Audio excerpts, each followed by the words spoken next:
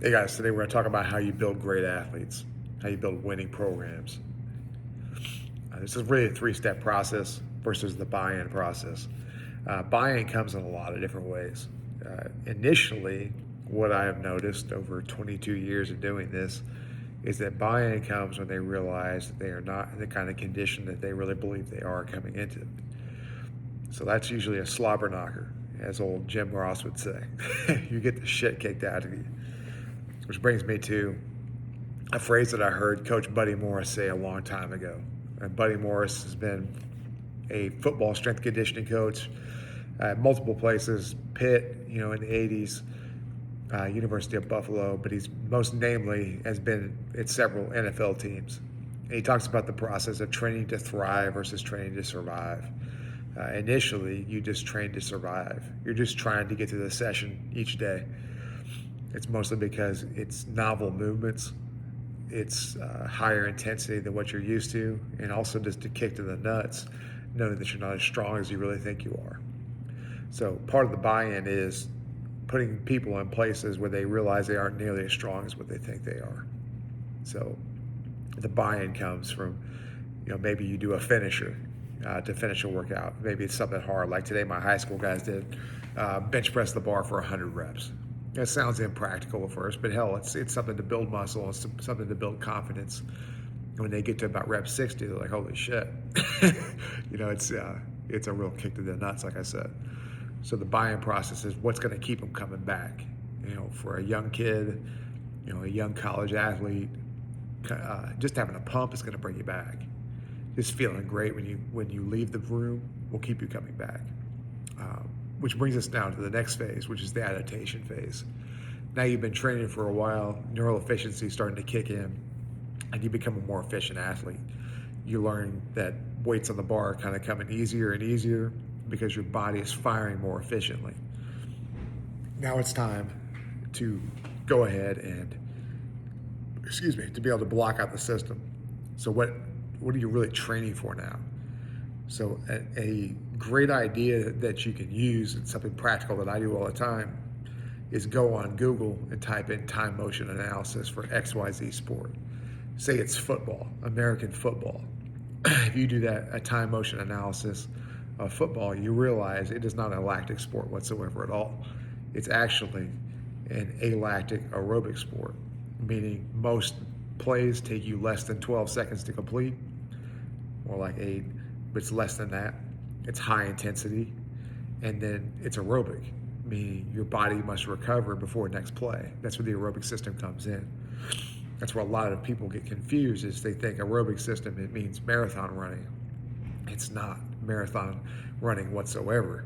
It's your ability to recover between bouts of exercise is the aerobic system. So do a time motion analysis and start to block those qualities out. I have a fighter group that I train online in Skool. Call to action. Try the fighter group. Monstrous Fighter. We got some real fucking killers in there. But the way we do things there is we have to acknowledge that there's a lactic portion to every sport involved in martial arts to some degree or another. Wrestling, it's a high degree. Jiu-jitsu can be a high degree. Muay Thai, not necessarily, but MMA in itself, because of the pace that's being pushed, the lactic system is being pushed. So we include lactic blocks where we focus on power and capacity of the block, but not before we've done 2 to 3 aerobic blocks prior to that. And by aerobic, I mean we're doing heavy strength work on top of aerobic work as well, with increasing intensity of the aerobic work. So hill sprints are a booger to recover from, but steady state walking, not so much. That's why we do a lot of steady state walking in the beginning and work on the hill sprints later on once a base has been built.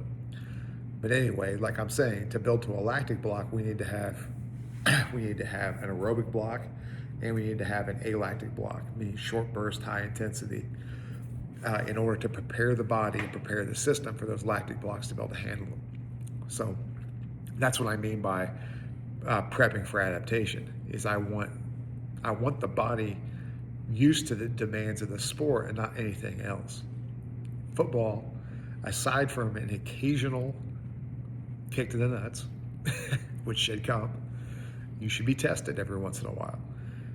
But the testing that you're doing is to test the systems that you've already built. So it's not just some willy-nilly thing where we're going to go out and we're going to run this stadium 8 times today, boys, and we're going to see how fast we can do it. That's just dumb. What we are going to do is test the system. So maybe it's we run 50 sidelines. So from sideline to sideline, and we call it, in under 12 seconds for the fat guys and in under 10 seconds for the skill guys. They do 20 sit-ups and they do 10 push-ups. They stand up, rest 40 more seconds, and repeat that for 50 reps.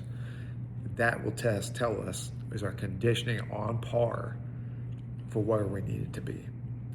And lastly, I cannot just throw this out the window like it doesn't matter, because it does 100%. Great sport coaching is the third aspect to making winning athletes. If you have a head sport coach, or if you're in gym coach, if you're into martial arts, is not really that skilled or is new to it, got one of those online certifications from Vatterott College, both part-time in electrical work and part-time in Ken Madoki karate or some shit like that they just made up, you're not in the right place. When you go to get tested in an actual match, you're going to get the crap kicked out of you. With that said, the coaching that you get is the thing that determines your future the most, aside from your parents. If you chose poorly with your parents, then that's not my problem, that's yours. You're stuck with the genes that you got. But the training that you get from a sports standpoint 100% matters. It matters all the time. Your ability to understand the tactical aspects of the sport and the technical aspects of the sport are what determine how far you're going to go. If you can improve those things and keep moving up a belt system, or you keep moving up the depth chart in your respective team sport because of the coaching that you're getting, and you're surpassing other people with equal or lesser talent than you, then you're doing your job and you're at the right place.